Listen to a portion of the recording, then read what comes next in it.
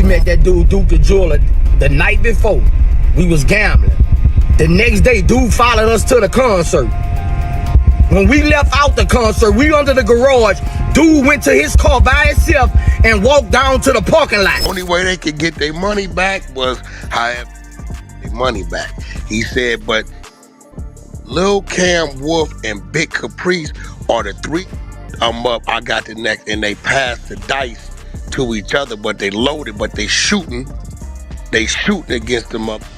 Boosie just called out J Prince Jr. over the Duke the Jeweler setups, and now J Prince Sr. is snapping back. For years, people blamed Boosie for Duke's death, saying he lined him up. But Boosie's done staying quiet. He's naming names, pointing fingers, and aiming at mob ties. Now the internet's buzzing, the feds are watching, but who really pulled the strings that night? So why is J Prince Sr. firing shots? Back in November 2022, 29-year-old Duke was gunned down in what cops called a robbery, right after Boosie's concert in Houston. Rumors hit fast that Boosie either set it up or knew who did it. Word on the street, the two men who ambushed Duke weren't random. They were tied to Boosie. While he stayed silent, the streets pointed hard his way. But now the whispers are shifting toward J Prince Jr., son of Houston's so-called hip-hop godfather. While Boosie took the heat, the real mastermind stayed clean and quiet, hidden in plain sight. Now the mask is slipping, and the details aren't just shady, they look staged. Boosie was never the boss. He was the fall guy, allegedly. Why? Because he was there, performed that night, and supposedly invited Duke. Rumors said Duke's Louis Vuitton bag turned up at Boosie's place, but that doesn't prove motive. It just proves he was close, not guilty. That's what made him the perfect target. Already drowning in legal trouble, easy to pin it on. Boosie already had baggage, gun cases, the Terry Boyd trial, and charges he beat years back still hanging over his name. In the court of public opinion, he was already guilty. All they needed was the perfect story to stick. Now Boosie's breaking his silence, calling out J Prince Jr. by name, saying straight up, "Y'all tried to line me up." He swears he didn't even know Duke like that. They met at a dice game, and the very next day Duke popped up at his concert alone. Hours later, Duke's dead in a parking lot robbery. Nah, that math ain't adding up. We met that dude, Duke the jeweler, the night before. We was gambling. The next day, dude followed us to the concert. When we left out the concert, we under the garage.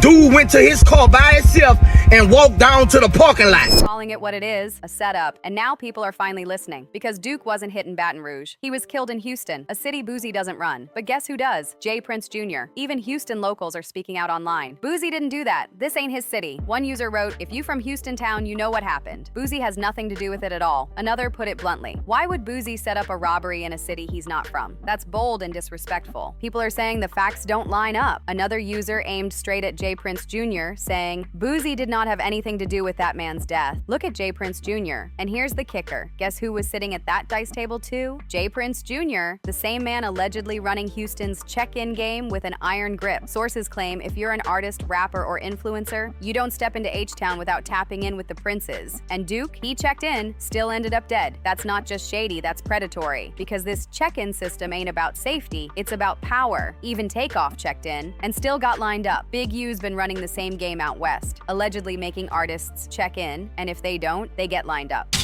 Any real dude that's ever really been in LA, he checked in. Any real dude that's ever been in Atlanta, he checked in. If you moving and you getting money, you gonna check in because you need to know the right places to be and places not to be. That's a businessman. But the streets say even rappers like PNB Rock did check in and still ended up dead. Schoolboy Q even said it himself. At best, rappers are getting robbed by the same people they're paying to protect them. That's not protection, that's extortion with a smile. Everybody be checking in. That's your favorite thing to do. Check in with somebody that's gonna rob your stupid ass. Wow. Yo, you think that guy, the guy that you don't know in California got your back? The Duke the Jeweler case been screaming suspicious from day one. That dice game, it wasn't just rigged, it was fatal. And Boosie, he was never the boss, he was the bait. Then it got even messier when Whack 100 stormed in, loud, raw, and unfiltered. Whack didn't sugarcoat a thing. He flat out said the dice game was a setup and Duke wasn't robbed. He was lined up. And according to Whack, the ones behind it, J Prince Jr.'s crew, including Lil Cam, a tight circle running a dice table where the house always wins, unless somebody messes up. That night, Duke messed up, hitting rolls that weren't meant for him, breaking the whole setup. Situation that occurred that a certain jeweler round and got past the dice on accident and was hitting all them for a couple hundred because, right, boom. The only way they could get their money back was however their money back. Lil Cam Wolf and Big Caprice are the three designated to say I'm up, I got the next, and they pass the dice to each other, but they loaded, but they shooting against them up. And when you mess with a rigged system built on ego, money, and power, somebody's gotta pay. Duke paid with his life. Whack 100 claims J. Prince has been brainwashing the streets for decades, posing as the protector while secretly pulling the strings in the shadows. Because J. Prince, over the years, the decades of doing whatever he's doing, he's been having a way of brainwashing people. Oh, yeah? To thinking he's doing one thing when he really up to a next. But Whack wasn't alone. Charleston White jumped in too. He said Duke's death hit different. Not just because Duke was talented, but because it could have been stopped. Charleston called it straight. Mob ties created an environment in Houston that isn't just dangerous, it's a trap. It's deadly out here. Artists check in thinking they're buying safety, but really they're stepping into loaded games surrounded by sharks. Charleston White said Duke didn't get protected. He got played. He checked in with the wrong crew and got clipped. Not for disrespect, but for being naive in the wrong city at the wrong time. These industry, these street homie, they're projecting these rules and then coming here playing like they admirable men with street rules and street exit. Nah, homie, them little was set up that night. And Charleston didn't stop there. He tore into the whole industry. He said this isn't protection, it's extortion wearing a mask. A twisted code where staying silent is the only way to survive. He even called Duke's death ritual, saying it was never random. And now, that silence is cracking. Even 50 Cent tossed gas on the flames, not saying much, but enough to make everybody's eyebrows shoot up. He reposted cryptic clips, dropped captions hinting at a deeper truth, and subtly showed support for Boosie. Then came the Finesse 2-time situation, and that one lit the whole thing on fire. Word is, J. Prince Jr. allegedly got Finesse's girl pregnant behind his back, and FNG No Love was loud about it. You heard Junior was the father, and after your mom did her due diligence, you know, what was your thought? I think that this girl that had the baby, I think she used to work around Junior. So I believe bro bumped into her around Junior, you know what I'm saying? And if silence means guilt, this one's screaming, because J. Prince Jr. hasn't said a word to shut it down.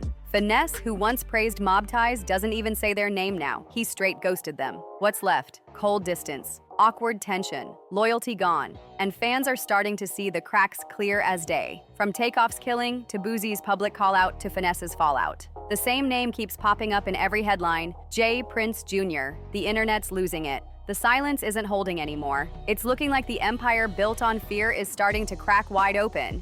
One user wrote, J. Prince has set up so many people and had several people knocked. Another said, J. Prince took him out, not Boosie. Duke the Jeweler wasn't just some random guy with diamonds. He was a self-made king out of Chicago. No industry handouts, just raw hustle and pure talent. He started in the early 2000s, sketching pieces in a cramped little studio, flipping nothing into greatness. Before long, his one-of-one creations were in the big leagues. Vogue, Elle, custom work for Rihanna, King Von, 50 Cent, even Boosie. His designs weren't just flashy, they were legacy, and that's what made him dangerous in the eyes of some. Duke's stock was climbing fast, and in this game, when independence meets power, somebody always feels threatened. He didn't just walk into the wrong room, he walked into a lion's den dripping in gold, trusting the wrong faces, shaking the wrong hands. That room was a high-stakes dice game hosted by J. Prince Jr.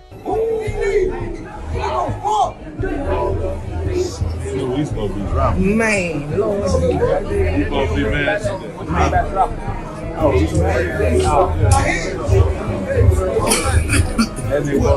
Sources say he cleaned house that night, ran up $100K on the table, and that win might have sealed his fate. Sources say Duke cleaned house that night, running up $100,000 on the table, and that win might have sealed his fate. Right after he was robbed, stripped of his ice, his cash, his phone, and shot not once, but multiple times. Like somebody wanted him gone. The industry still hasn't healed. Duke's death hit different. This wasn't some random stick-up. It looked like a calculated hit, personal, deliberate. And now Boosie's fighting to clear his name, swearing he had nothing to do with it. When footage surfaced of Boosie's reaction to the news, the man looked broken, couldn't even speak, like he truly didn't see it coming. And maybe, just maybe, Boosie's telling the truth.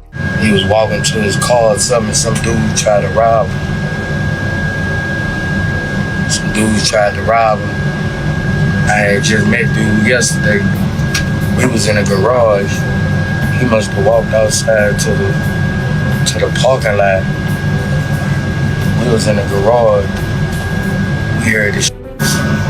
But now Jay Prince Sr. is firing shots back while Boosie flips the whole script, accusing him of being the one setting people up. The streets aren't buying the distraction because Takeoff got taken out in the same city, and the coroner said he was hit in the head and torso multiple times. That doesn't sound like some stray bullet like investigators claimed. That sounds planned. Now Jay Prince Sr. is clapping back at Whack 100 for siding with Boosie, calling him a clown, calling him loud. He is a clown. Like, I love the hip-hop culture.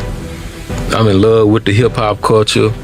Blood, sweat, and tears went in my movement for the hip-hop culture. But the streets are saying he's just dodging the real heat. This ain't just about Boosie or Duke. This is about a system built on fear, silence, and fake protection. It's about how power really works when artists are forced to check in just to step foot in a city they don't control. It's about how self-made kings like Duke, who built everything from the ground up, still ain't safe in the room. His death didn't just leave a hole in the jewelry game. It cracked something deeper and exposed just how dirty the game really is. Boosie says he was the bait, finessed, times fell back, Takeoff checked in, and still died. And now Jay Prince Sr. is scrambling. But if this is just the beginning, who's gonna speak next and who might disappear? If you're locked in on this drama and want the real updates as they drop, make sure you hit subscribe because this story, it's not done yet.